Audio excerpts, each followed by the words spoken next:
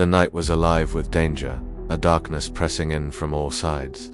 Samuel huddled deeper into the blankets, seeking solace in the fading moonlight. Sleep had abandoned him, replaced by a chilling dread.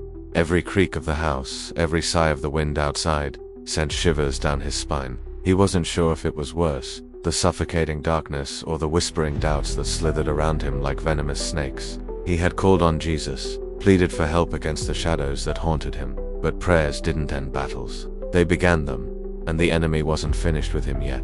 Not by a long shot. Samuel squeezed his eyes shut, willing the terror to go away, but it only grew louder, more insistent. Then, as if sensing his despair, the darkness surged forward. It coalesced into shapes in the corner of his room, twisting into forms that seemed to writhe with malicious intent.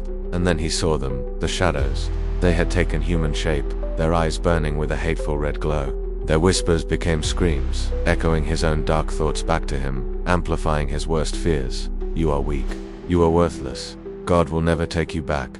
You belong to us. We will unalive you. Their words were a physical blow, knocking the breath out of him. But amidst the cacophony, something stirred within Samuel. A spark of defiance ignited in his chest, refusing to let the darkness consume him. With a desperate cry, he called out, Jesus. The name was a shield, a sword, a rallying cry. As if summoned by his plea, a radiant light exploded into the room, banishing the shadows who screamed and clawed at the edges of the light, unable to approach it. Blinded and weakened, Samuel could only watch as the darkness recoiled, shrieking in agony, and then the figure stepped into the light.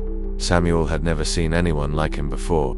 He was tall and regal, his presence radiating an otherworldly calm that soothed the turmoil in Samuel's heart. He wore a dazzling armor that shimmered with an inner light, and in his hand he held a sword that blazed with celestial fire. Without saying a word, the figure turned toward the shadows, raised his sword, and struck a mighty blow. The darkness shattered, vanishing into wisps of smoke that drifted toward the corners of the room, seeking to escape the purifying light. One by one, the shadowy figures retreated, their screams echoing in defeat as they fled. When they were gone, Samuel felt his body move on its own accord, rising to his feet, his knees weak and trembling. He looked back at the figure who stood silhouetted against the light, his features obscured. But in that moment, Samuel didn't need to see his face. He just knew that this was his guardian angel come to protect him in his time of need. Tears streamed down Samuel's face, mingling with the sweat and dirt that had collected during his ordeal. He didn't know how long he stood there bathed in the ethereal light, but eventually when the room was filled with the soft glow of dawn, the angel vanished, leaving Samuel alone with the echoes of the battle still ringing in his ears. The danger had passed.